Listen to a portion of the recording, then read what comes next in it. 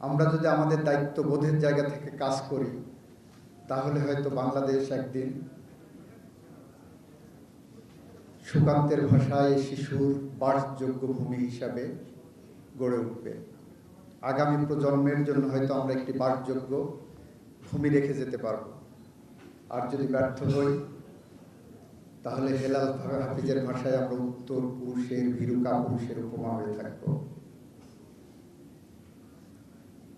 আসেন আমরা দি institute of হযরত মুহাম্মদ সাল্লাল্লাহু আলাইহি সাল্লামের মতো প্রত্যেকের জায়গা থেকে কোনো না কোনো জায়গা, আমার বিবেকের জায়গা থেকে, বিবেকবোধ থেকে দায়িত্ব পালন করি। সে দায়িত্ব পালন করতে যে অনেকের ভুল হবে,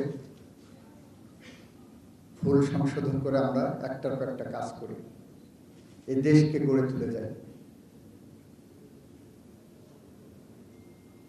জননী এবং জন্মভূমির থেকে আপন কিছু নাই। ঘুমের জাদু সোয়ান গ্রুপের একটি পণ্য। কখনো কখনো জন্মভূমি জননীর থেকেও বড় হয়ে দাঁড়ায়। আর দাঁড়ায় বলে জুলাই যুদ্ধে গিয়েছিলেন 10 বছরের শিশু আনাস, তার মাকে চিঠি লিখে গেছে, that is part of the history now, যে মা আমি মিছিলে যাচ্ছি। পঙ্গু ছেলে যদি মিছিলে যেতে পারে, অন্ধ ছেলে যদি মিছিলে যেতে পারে, তাহলে আমি কি করে বাসায় বসে থাকি? আমি যদি মিছিল থেকে না ফিরে আসি, আমাকে ক্ষমা করে দিও, একদিন আমার জন্য তোমার গর্ববোধ হবে।